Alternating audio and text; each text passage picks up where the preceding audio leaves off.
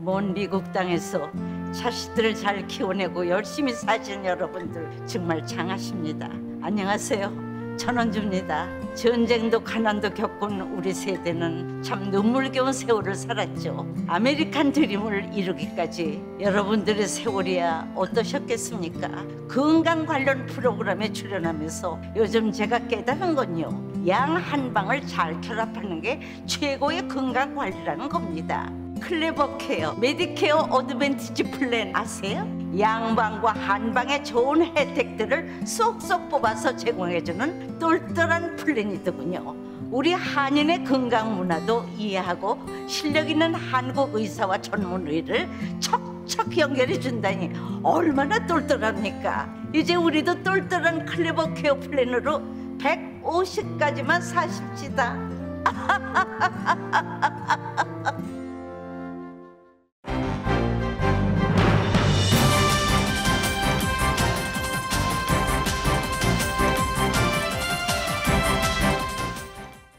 새로운 계절 가을, 행복하고 좋은 일들만 가득하시길 라디오 서울이 응원합니다.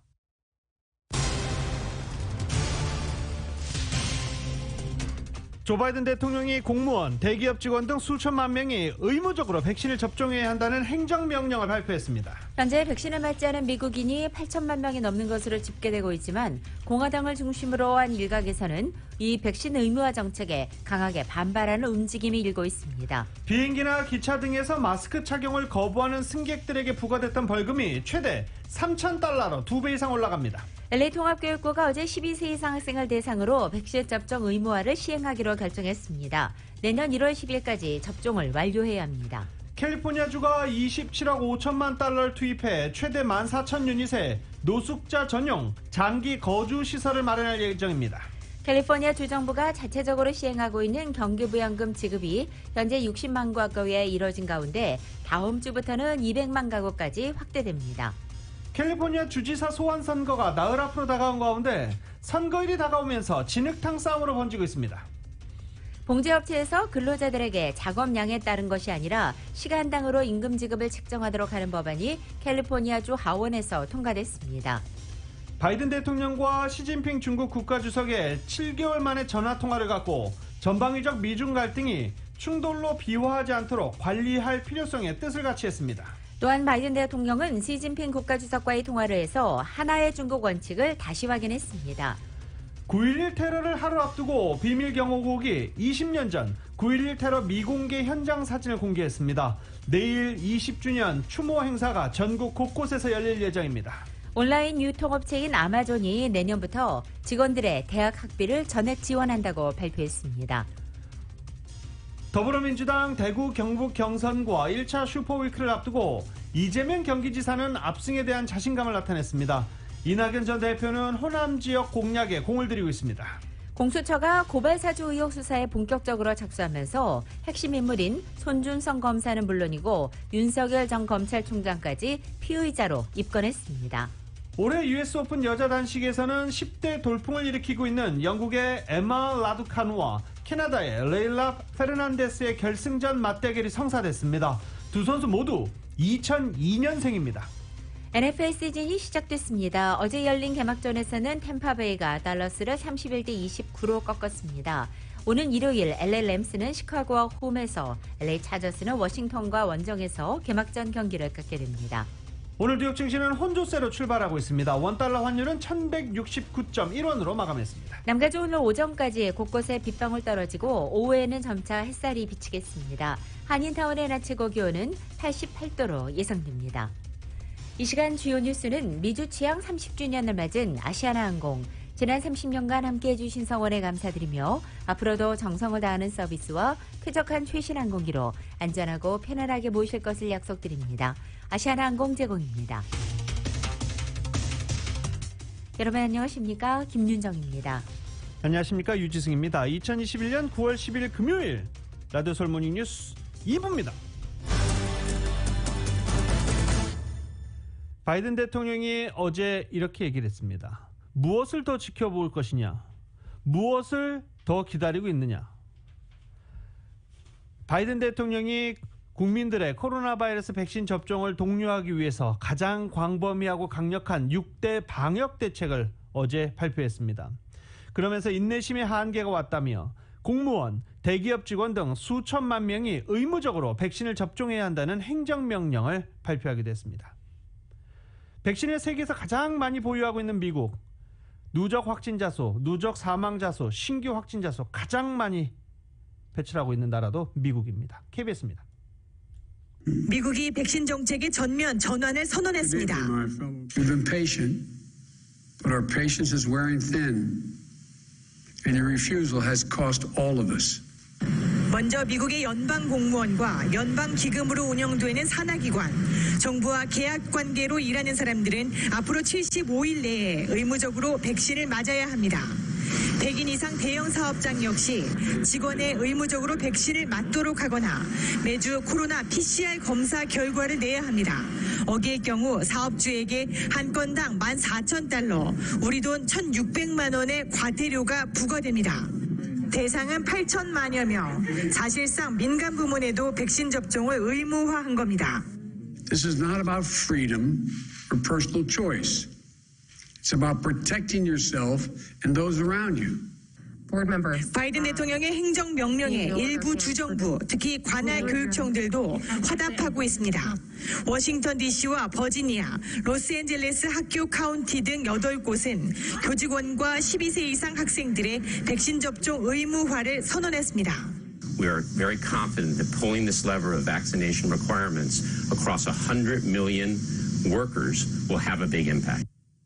그러나 백신 의무화라는 초강수는 개인의 자유를 중시하는 미국에서 당분간 진통이 불가피해 보입니다. 공화당 일부 주지사들이 법적 대응을 선언한 데 이어 연방 공무원 노조도 불만을 제기하고 있기 때문입니다. 워싱턴에서 KBS 뉴스 김양순입니다. 들으신 대로 공화당 의원들이 조 바이든 대통령이 어제 발표한 6대 코로나 대책에 대해 권한 남용이라며 맹비난하고 있습니다. 먼저 연방하원 법사위원회 소속의 댄 비숍 공화당 의원은 행정부가 개인의 자유에 지나치게 간섭하고 있다고 비난했습니다. 또 트럼프 전 대통령의 열렬한 지지자인 마조리 테일러 그린 하원 의원은 트위터를 통해서 직장 내 백신 접종 의무화는 차별이며 이번 조치를 중단하는 법안을 제출했다라고 말했습니다. 공화당의 중진인 캐시 맥모리스 로저스 하원 의원도 바이든 대통령은 사람들에게 백신 접종에 대한 효과와 안전성을 설명하는 대신에 두려움을 이용해서 명령과 통제 등 강압적인 태도를 보이고 있다고 우려했습니다. 로버트 아더홀트 알라바마주 하원 의원도 이것은 위헌이며 미국의 헌법은 대통령에게 이런 형태의 권한을 주지 않으며 헌법 2조 어디에도 이 같은 권한을 주었다는 것을 찾아볼 수 없다고 지적했습니다. 오늘부터 비행기와 기차 등에서 마스크를 쓰지 않은 승객에게 벌금이 부과되는 금액이 2배로 인상됩니다. 바이든 대통령이 공개한 연방정부의 코로나 바이러스 대책에서 오늘부터 대중교통에서 마스크 착용 의무를 위반한 승객에게 벌금을 지금의 2배로 인상해 적용한다고 발표했습니다. 한 차례 위반하면 최대 $1,000, 두 차례 위반 시 최대 $3,000의 벌금이 각각 부과됩니다. 바이든 대통령은 규정을 어긴다면 대가를 준비해야 할 것이다라고 강조하기도 했습니다. 이번에 인상된 벌금은 교통안전청 TSA가 부과하는 것입니다. 연방항공청 FAA가 승객 난동 시 부과하는 벌금과는 별개입니다. 현재 미국에서 코로나 재확산으로 입원 환자가 크게 늘자 일부 병원이 의료 서비스 공급을 제한하기 시작했습니다. 어제 CNN 방송에 따르면 코로나 환자로 많은 병상이 채워지고 있어 코로나 환자가 아니면서 긴급 치료가 필요한 일부 환자들이 제대로 진료를 받지 못하는 상황이 다시 벌어지고 있다고 전한 것입니다. 미국 보건복지부에 따르면 현재 미국에서 코로나로 입원한 환자는 10만 명이 넘는 수준입니다. 이런 가운데 워싱턴주 시애틀의 프로비던스 의료법인 최고 의료 책임자는 자동차 사고나 심근경색 등으로 복잡한 수술을 받아야 하는 환자 가운데 일부가 후순위로 밀려나고 있다고 말했습니다. 아이다호주 보건복지부는 코로나 입원 환자가 급증하자 이 아이다호주 북부 지역에 치료기준 위기 조치를 발동했습니다. 이 치료기준 위기는 모든 의료 자원을 소진해 의료 시스템이 기대 수준의 처치와 치료를 제공할 수 없을 때만 발동되는 최후의 수단입니다.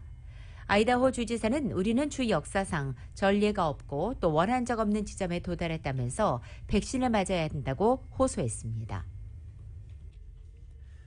앤서니 파우치 국립알레르기 전염병 연구소 소장이 여전히 미국은 팬데믹 모드에 있다라고 악시오스와 인터뷰에서 밝혔습니다. 하루에 약 16만 명의 신규 감염자가 나오는 것은 통제가 되고 있다라고 말할 수도 없는 상황이라며 공중보건 위기다라고도 말했습니다. 우리 규모의 국가에서 하루 10만 명의 감염자 수준에서 서성되면 안 되고 편안하게 느끼기 시작하려면 10,000명 밑으로 한참 내려가야 한다라고 말하기도 했습니다. 파우치 소장은 또 충분히 많은 사람이 백신을 맞아도 어느 사람들은 여전히 감염될 것이라면서 하지만 그게 공중보건에 위협이 되지는 않을 것이다라고 말했습니다. 백신을 맞고 감염이 돼도 병원에 입원할 정도의 중증으로 발전하진 않기 때문에 의료 시스템에 부담을 안기진 않을 것이란 의미입니다. 한편 캘리포니아주는 9월 20일 추가 접종, 부스터샷 접종을 앞두고 대규모 백신 접종소를 준비하고 있는 것으로 전해졌습니다. LA 지역의 코로나 감염자 가운데 18살 이하 청소년들의 비중이 상당한 상태이지만 추세상 하락세를 보이고 있다는 진단이 나왔습니다. LA 카운티 보건당국은 지난주 지역 내에서 18살 이하 청소년 코로나 감염 비율이 전체 약 27%에 달하는 것으로 나타났다고 밝히며 이것은 추세상으로 하락세를 보이고 있고 성인들의 감염 비율도 역시 계속 내려가고 있다고 진단했습니다. 바바라 페레 LA 카운티 보건국장은 수치상으로 볼 때 7월 중순부터 8월 중순까지 18살 이하 청소년을 비롯한 모든 연령대에서 코로나 확산이 급증하는 추세를 보였다고 분석됐지만 8월 하순부터는 모든 연령대에서 점점 줄어들며 하락세로 가고 있고 이 같은 현상은 현재도 계속되고 있다고 언급했습니다. 한편 바바라 페레 LA 카운티 보건국장은 학교들이 오픈된 8월 중순 이후부터 지금까지 수치지만 이것이 모두 학교에서 감염된 것을 의미하지는 않는다는 것을 강조하기도 했습니다.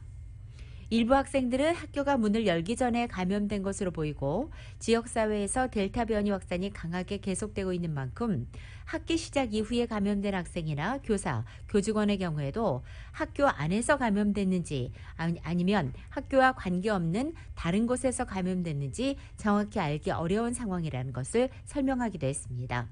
또 LA 카운티 보건국은 12살에서 17살 사이 청소년들 가운데 백신 접종자가 백신 미접종자에 비해 감염되는 비율이 현저히 낮은 상태라면서 반드시 백신 접종을 하라고 당부했습니다.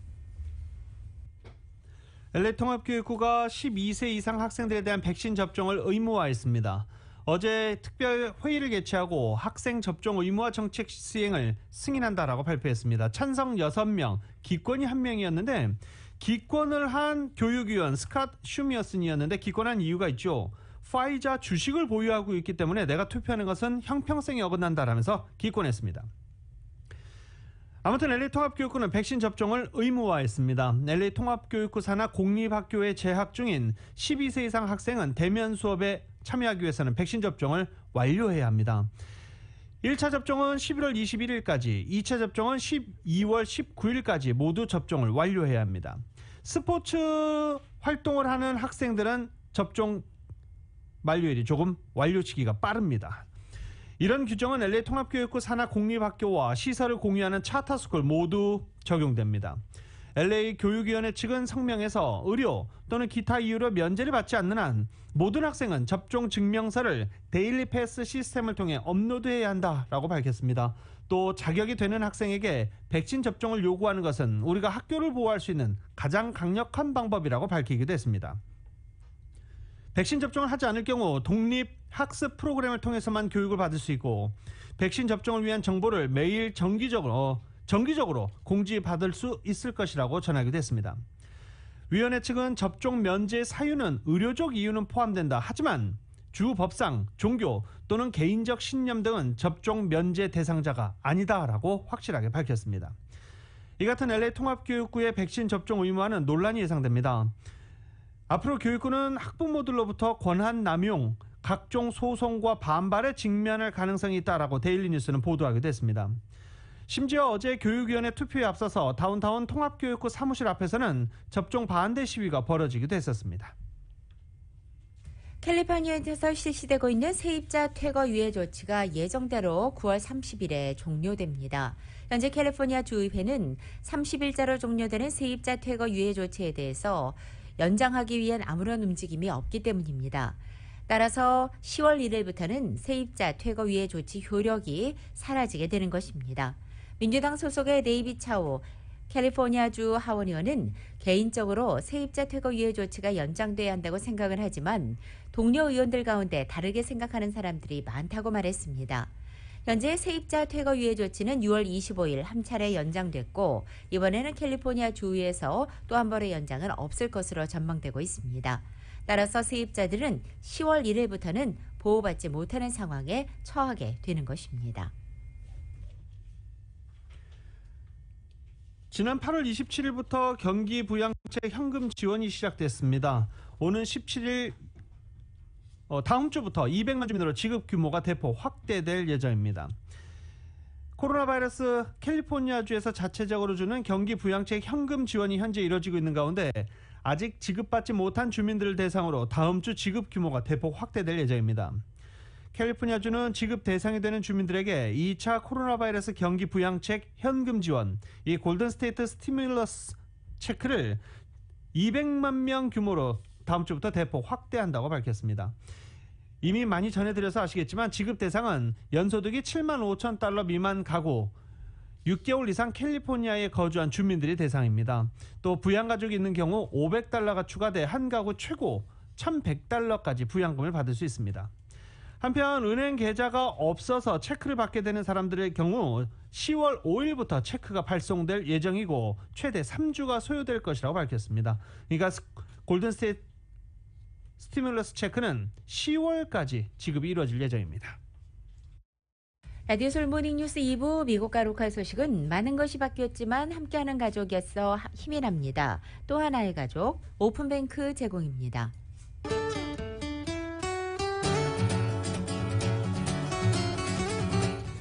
9월 10일 금요일 남가주의 날씨입니다. 오늘은 보다 후텁지근한 더위가 이어지겠습니다. 어제 오후부터 다소 강해진 몬순 기류의 영향으로 남가주 일부 지역에 소나기가 지났고 오늘 오전까지도 남가주 곳곳에는 빗방울 떨어지는 곳이 있겠습니다. 오후 들어서는 구름과 햇살이 교차하겠습니다.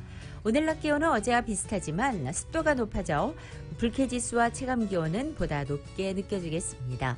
토요일과 일요일 주말 동안에는 보다 맑은 하늘 드러내겠고 낮 기온은 오늘보다 2, 3도가량 더 높아지겠습니다. 한편 다음 주 월요일부터는 몬순의 영향권에서 벗어나기 시작합니다. 그만큼 낮 기온도 떨어지고 화요일에는 오랜만에 평년 기온을 회복하겠습니다. LA 한인타운의 오늘 낮 최고 기온 88도, 밤 최저 기온 67도, 오렌지 카운티 지역은 94도, 68도, 밸리와 일랜드 엠파이어 지역은 102도, 71도, 해안 지역은 76도, 65도 되겠습니다. 끝으로 한국은 오늘 제주도를 중심으로 한 남부지방에는 비가 내리고 그 외 지역은 부분적으로 구름만 지나겠습니다. 서울의 오늘 아침 최저 기온 66도, 낮 최고 기온 86도 예상됩니다. 라디오 서울 모닝뉴스 2부 이 시간은 1250만 불 교통사고 최고 보상, 교통사고 전문 천재 변호사 리차드 호프만, 메디케어 시니어를 위한 전문의 허가가 아주 빠른 한인 최고 최대의 서울 메디칼 그룹, 동급 최고 290마력과 토크, 동급 최대 적재 공간을 갖춘 2022 키아 카니발 MPV, 구매부터 세용자까지 아파트론도 역시 뱅크 오브 호비하면 다릅니다. 희망을 설계하는 전문가들의 은행 뱅크 오브 호프 공동 제공입니다.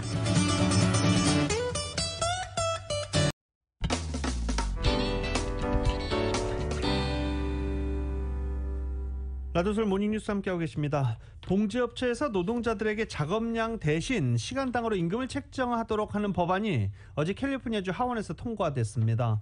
이 봉제업체에서는 피스라는 표현을 쓴다고 합니다. 상원의 최종 승인을 거친 후 시행에 들어가는 법안은 가뜩이나 어려운 봉제와 의류업체에 상당한 부담으로 작용할 것이다 라는 전망이 나왔습니다. 정윤호 기자가 보도합니다. 가주의 봉제업체들이 직원들에게 더 이상 피스레이스로 임금을 지급하지 못하게 하는 법안 SB 62가 8일 가주 하원을 통과했습니다. 한 피스당 임금을 지급할 경우 시간당 최저임금에 미치지 못할 수 있어 임금 착취 소지가 높다는 것이 법안의 취지입니다. 그동안 봉제업계에서는 피스당 임금을 지급하는 방식이 적용돼 왔는데 피스당으로 임금을 지급하는 방식은 당초에는 보너스 개념으로 만들어졌지만 시간이 지나면서 임금 착취 수단으로 변질돼 개선의 요구가 높았습니다. 김혜원 노동법 변호사입니다. 아시다시피 봉제업체들이 직원들한테 피스레이스가 피해한 이유는 직원들이 오히려 그걸 원해서 한 거였거든요. 왜냐하면 직원들이 더 일을 많이 하면 또 돈을 많이 가져갈 수 있기 때문에 서로 고용주와 직원들이 그걸 원해서 한 건데 그게 문제가 됐었던 거는 피스레이스를 하더라도 타임카드를 갖춰야 되고 오버타임이 있으면 미니멈 웨이지 계산해서 오버타임을 줘야 되는데 그걸 안 하고 있었던 거예요. 그렇기 때문에 지금 만약에 그걸 못하게 됐을 경우에는 직원들을 구하기도 힘들고 그리고 직원들이 일을 잘 못했을 경우에 그거를 어떤 인센티브를 주는 게 없기 때문에 좀 힘들어지겠죠, 많이. 봉제업체들이 법규를 준수하지 않을 경우 봉제업체들뿐만 아니라 하청을 주는 원청업체인 의류업체들과 패션 브랜드 업체들까지 그에 대한 책임을 지도록 하는 내용도 포함돼 있어 법안 통과로 인한 파급 효과는 업계 전반으로 확산될 전망입니다. SB62는 앞서 주 상원을 통과했지만 법규 위반 시 원청업체의 책임을 지우도록 하는 조항에 있어 하원에서 일부 수정이 이루어졌기 때문에 다시 상원에서 최종 승인을 받는 절차를 거치게 됩니다. 다행히 이번에 하원에서 어멘드된 걸 보니까 지금까지는 AB 633에 의해서 원청업체나 리테일 업체한테 체불된 임금에 대해서는 공동 책임을 지도록 했는데 그건 여전히 똑같아지고 다행히 무슨 페널티 원래 원하는 SB62 원하는 페널티를까지도 원청업체나 리테일러가 같이 공동 책임을 지게 하는데 그게 이제 바뀌어져가지고 다시 상원으로 올라갔거든요. 의류업체들과 패션 브랜드 업체들은 하청업체들의 종업원 임금 지급 문제까지 책임을 지는 것은 과도하다며 불만을 제기하고 있습니다.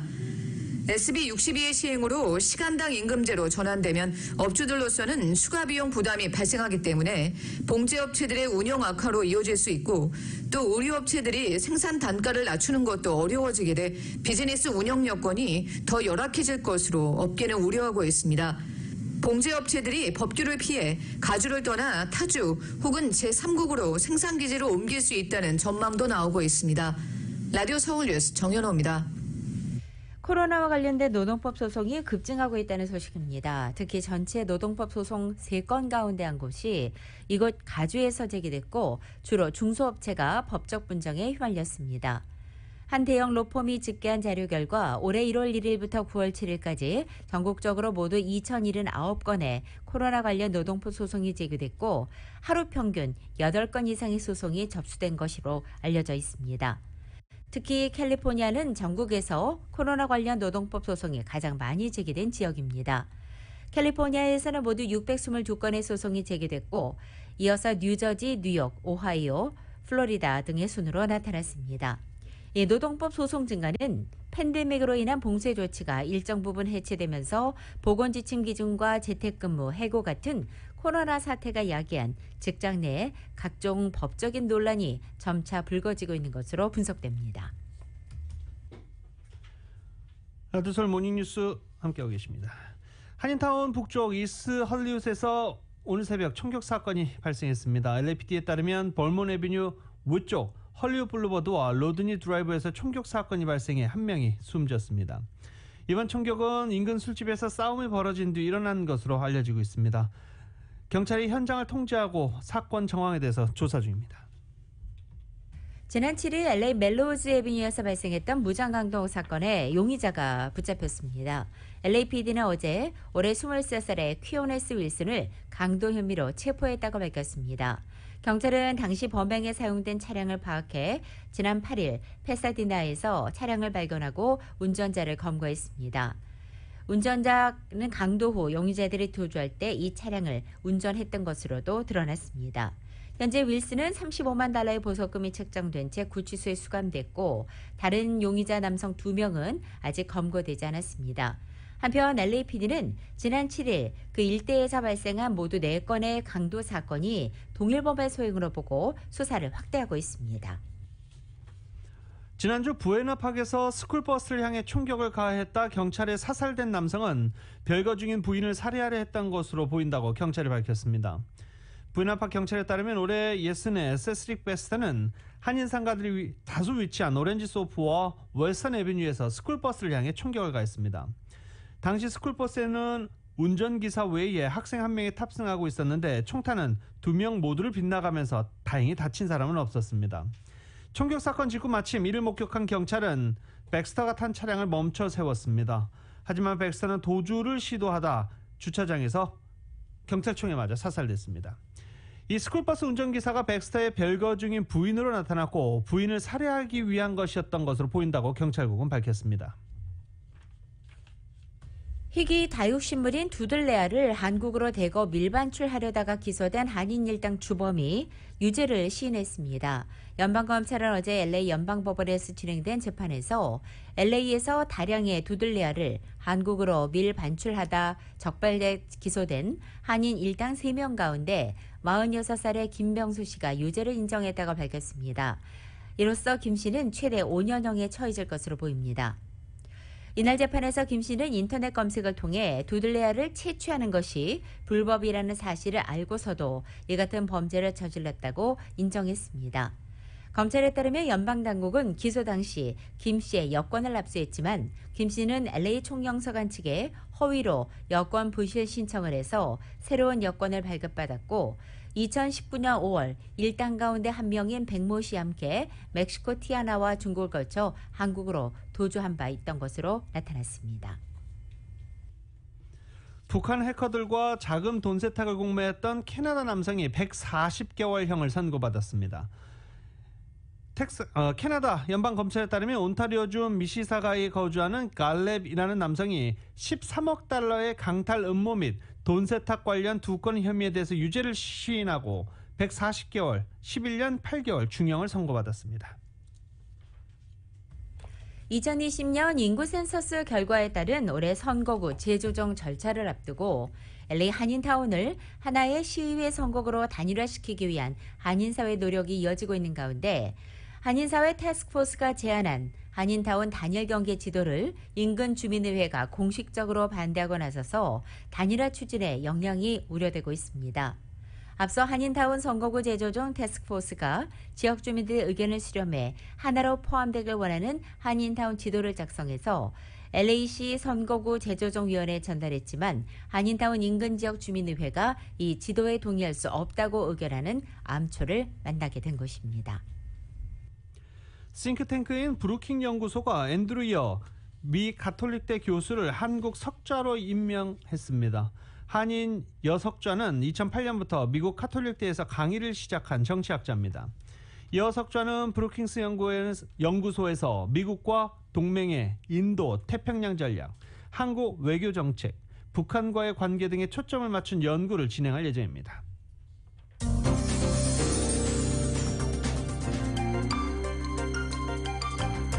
이번엔 미국의 각 지역 소식 전해드립니다. 먼저 뉴욕 소식입니다. 뉴욕 한인회가 이번 허리케인 아이다로 피해를 입은 한인 수재민 긴급 지원에 나섭니다. 뉴욕 한인회는 지난 8일 이번 폭우로 피해를 입은 가구들에 한 가구당 $500의 H마트 상품권을 전달한다고 밝혔습니다.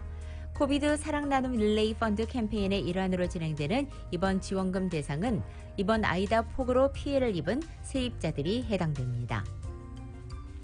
뉴저지에서 허리케인 아이다로 인해서 차량 파손 피해를 입은 주민들은 앞으로 2주간 우버나 리프트를 무료 또는 할인된 가격에 이용할 수 있습니다. 뉴저지 필 머피 주지사는 우버, 리프트 등 차량 공유 서비스와 파트너십을 체결했다라고 발표했습니다. 버지니아의 전기 공급사인 도미니언 에너지가 소비자들에게 전기요금을 과다 청구했다는 문제가 제기됐습니다. 지난 3일 버지니아 주정부에 제출된 한 보고서에 따르면 도미니언 에너지는 지난 2015년부터 소비자들에게 12억 달러를 과다 청구한 것으로 나타난 것입니다.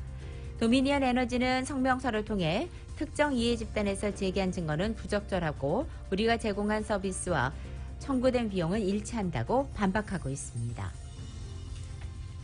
코로나 바이러스 백신 접종을 완료한 한인과 외국인을 대상으로 한 한국 입국 시 자가격리 면제서가 발급되고 있는 가운데 워싱턴 DC에서 1,200건이 8월 한 달 동안 지급된 것으로 파악됐습니다.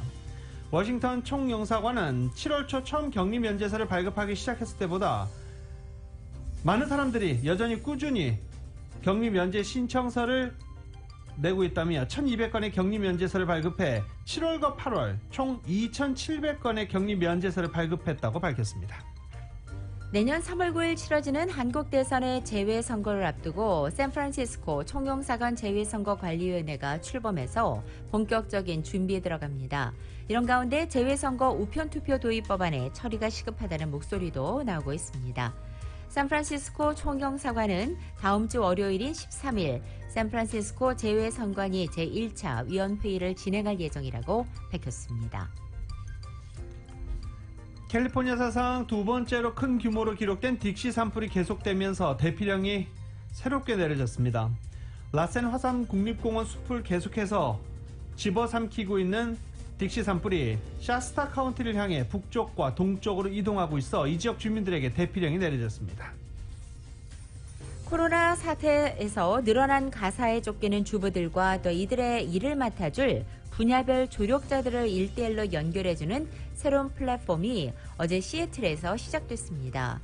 4명의 자녀를 둔 어머니이자 워싱턴 대학의 컴퓨터 공학 교수 출신인 요키 마스오카가 개발한 요하나 앱은 월 $149의 요금으로 SAT 과외 선생의 섭외와 방과 후 활동 스케줄부터 생일 파티 준비나 이 미용실 예약에 이르기까지 주부들의 온갖 일상을 대신 처리해주는 이 방식입니다. 코로나 바이러스 뮤 변종이 새롭게 번지고 있지만 워싱턴주 주민들, 시애틀 워싱턴주 주민들은 지나치게 겁을 먹을 필요가 없다라고 주정부 그리고 킹 카운티 보건당국이 직접 밝혔습니다. 세계보건기구가 뮤 변종을 백신 효과 약화를 초래할 수 있는 관심 있는 변종으로 분류하면서 더 많은 연구가 필요하다고 발표했지만 워싱턴주 보건당국은 겁먹을 필요까지는 없다라고 주민들을 안심시킨 것입니다. 들으신 대로 코로나 바이러스 뮤 변이가 미 전국적으로 퍼지고 있지만 하와이주에도 이 침투가 이루어진 것으로 알려졌고 다만 아직 확산 양상은 적은 수준으로 전해지고 있습니다. 하와이주는 알래스카에 이어서 두 번째로 적은 수의 뮤 변이가 감지된 것으로 조사됐습니다. 이상 전국 주요 대도시 소식 알아봤습니다.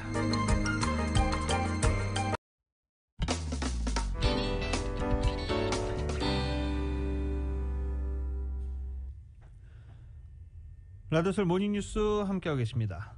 미중 정상이 7개월 만에 전화통화를 하고 전방위적인 미중 갈등이 분쟁으로 비화해서는 안 된다는 데 뜻을 함께했습니다. 두 정상의 전격 통화로 일단 극한 충돌의 완충제는 마련됐다는 평가인데 꼬인 두 나라 관계가 실제로 풀리는 계기가 될지 전 세계가 주목하고 있습니다. YTN입니다. We're engaged in a serious competition with China. 틈만 나면 나를 세워오던 미국과 중국이 모처럼 양국 관계를 정상 궤도로 회복시켜야 한다는 데 뜻을 함께했습니다. 조 바이든 미국 대통령은 시진핑 중국 국가주석에 전화를 걸어 90분간 통화하며 유화적인 메시지를 내놨습니다. 2월 11일 이후 두 번째 통화입니다. 바이든 대통령은 시 주석과 미중 간의 경쟁이 분쟁으로 번지지 않도록 하기 위한 양국의 책임을 논했다고 백악관은 밝혔습니다. 그러면서 미국은 하나의 중국이라는 원칙을 바꿀 뜻이 없다며 시 주석의 마음을 달랬습니다. 또 양국이 대화를 통해 협력이 가능한 중점 분야와 우선 분야를 정하고 오해나 오판으로 인한 우발적인 충돌을 피하면서 미중 관계를 다시 정상 궤도에 올려놓자고 말했다고 CCTV는 설명했습니다.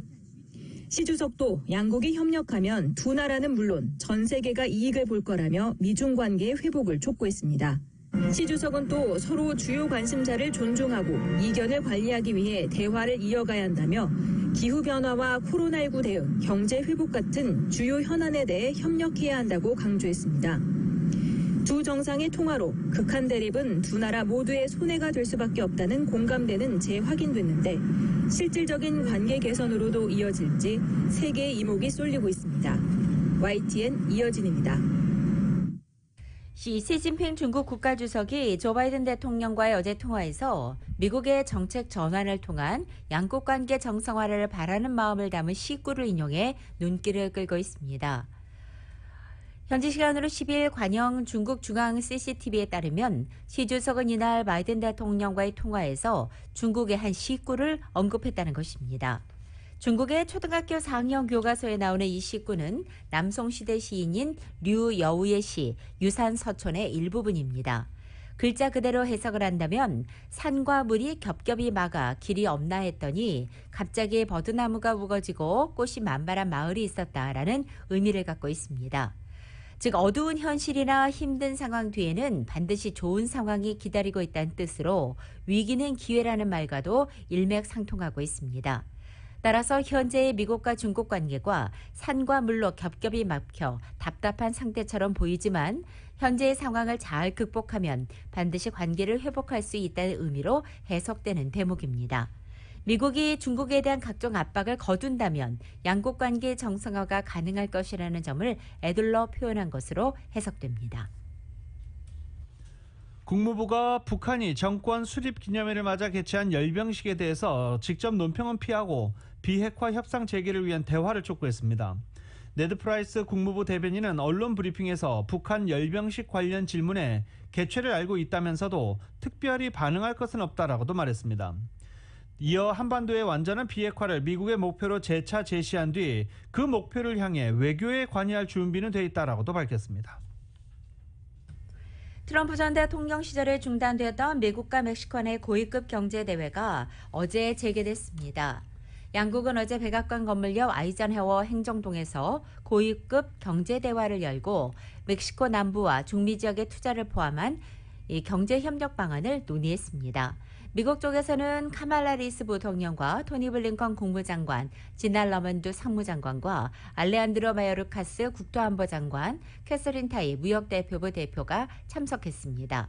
멕시코에서는 마르셀로 에르라도 외교장관과 타티아나 클루티에르 경제장관이 나섰습니다. 해리스 부통령은 양국의 관계와 파트너십이 다음 단계로 넘어가서 매우 기쁘다며 멕시코는 미국의 가장 가까운 이웃이자 전략적 파트너며 멕시코의 경제적 안정은 미국의 이익에 부합한다며 협력을 강조했습니다. 연방법무부가 텍사스주의 낙태 금지법을 대상으로 법적 대응에 나섰습니다.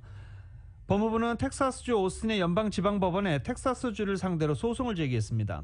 법무부는 30장 분량의 소장에서 텍사스주의 낙태 금지법이 헌법에 대한 공개적인 저항이라며 낙태 시소를 아주 어렵게 만들어 텍사스 여성들의 헌법적 권리 행사를 막고 있다라고 주장했습니다. 이어 해당 법을 무효로 하고 주 당국은 물론 해당 법에 따라 낙태에 대한 법적 대응에 나서는 개인들을 막아달라고 요청했습니다. 미국 내에서 가장 분주한 공항의 하나로 손꼽히는 시카고 오하이오 국제공항의 활주로 증설 공사가 16년 만에 최종 완공을 앞두고 있습니다.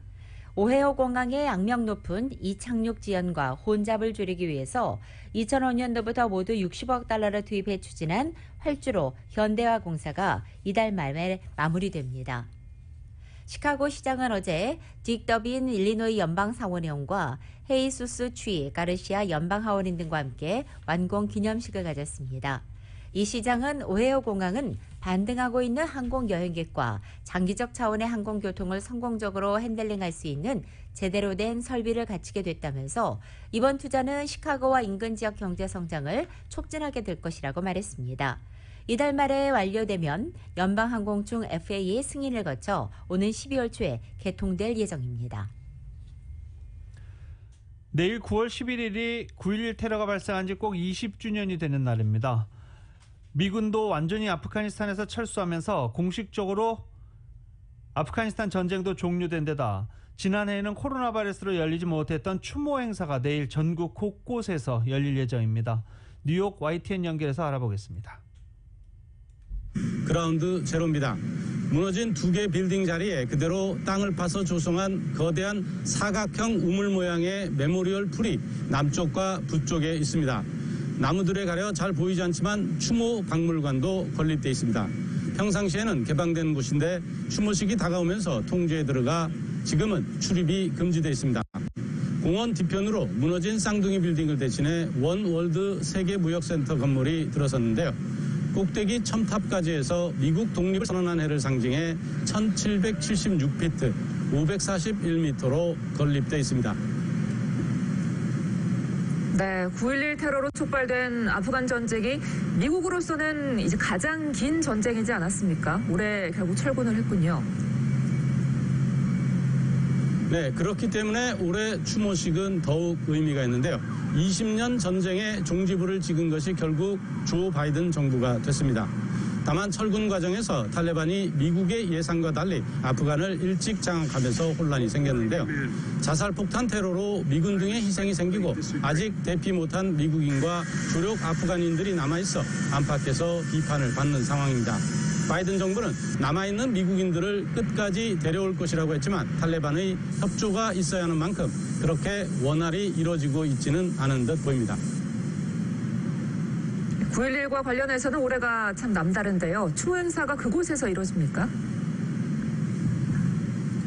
네, 일단 이곳 그라운드 제로에서 대규모 추모 행사가 열릴 예정입니다. 지금 이곳 시각이 10일 오전 8시가 넘었는데요. 꼭 하루 뒤인 11일 8시부터 행사가 시작될 예정입니다. 조 바이든 대통령도 참석할 예정입니다. 다만 아프간 문제로 비난이 있는 상황인 만큼 연설을 통해 메시지를 전달할지는 아직 불분명합니다. 2001년 9.11 테러는 이곳뿐만 아니라 워싱턴 DC의 국방부 청사에도 납치된 항공기가 충돌했고 연방의사당을 향하던 납치 항공기는 승객들이 테러범들과 사투를 벌이다 펜실베니아주 생스빌 벌판에 추락했는데요. 이것뿐만 아니라 다른 두 군데에서도 추모 기념관이 조성돼 있고 20주년을 맞아 추모 행사가 열릴 예정입니다. 전직 대통령으로서는 버락 오바마와 저지 W 부시 전 대통령이 추모 행사에 참석할 것으로 전해졌습니다. 바이든 대통령은 이곳 추모 행사에 참석한 후 두 곳 모두에도 방문할 예정입니다. 지금까지 9.11 테러가 있었던 그라운드 제로에서 YTN 강태욱입니다.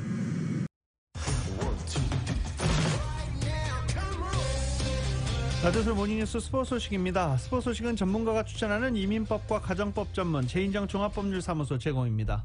LA 다저스가 어제 샌프란시스코와의 승차를 2게임 반차까지 벌어졌습니다. 어제 세인트루이스에게 1대2로 패하면서 1위 샌프란시스코와의 게임차는 2게임 반차로 벌어졌습니다. 어제 샌프란시스코는 경기가 없었습니다.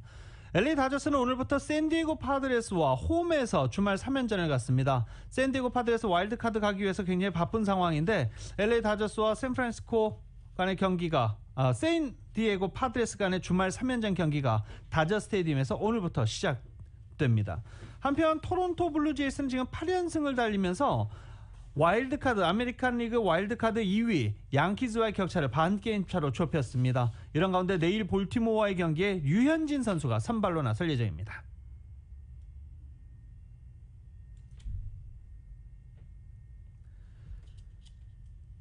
리오넬 메시가 축구 왕제 펠레를 제치고 남미 선수 A매치 최다 득점자로 이름을 올렸습니다. 부에노스아이레스에서 볼리비아와 치른 카타르 월드컵 남미 예선 홈경기에서 풀타임을 뛰면서 혼자 3골을 몰아넣은 메시가 아르헨티나의 3대0 완승을 이끌고 A매치 통산 79골을 기록해 77골을 기록했던 펠레를 제쳤습니다.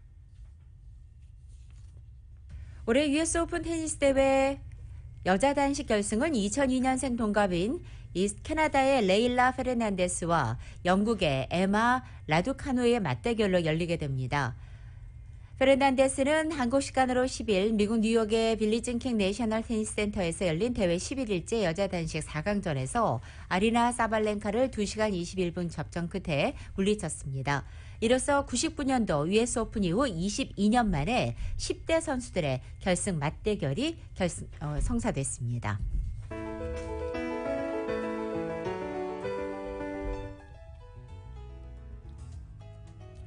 2021년 9월 10일 금요일에 전해드린 라디오솔 모닝뉴스에서 마치겠습니다. 지금까지 진행의 유지승, 김윤정이었습니다. 모닝뉴스 2부 이 시간은 1250만 불 교통사고 최고 보상, 교통사고 전문 천재 변호사 리차드 호프만, 메디케어 시니어를 위한 전문의 허가가 아주 빠른 한인 최고 최대의 서울 메디칼 그룹, 동급 최고 290마력과 토크, 동급 최대 적재 공간을 갖춘 2022 기아 카니발 MPV, 구매부터 제용자까지 아파트론도 역시 뱅크 오브 호비하면 다릅니다.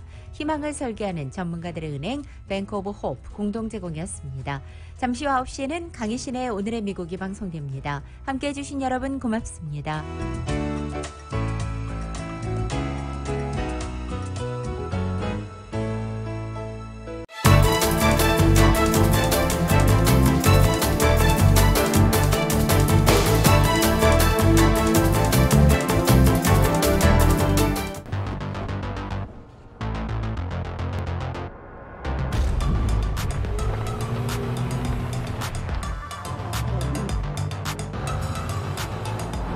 가득 실으세요. 원하는 건 무엇이든 초대형 그림도 거뜬하죠. 언제나 기아 카니발 MPV는 자신있게 말합니다. 당신의 다음 도전은 무엇인가요? 기아 카니발 MPV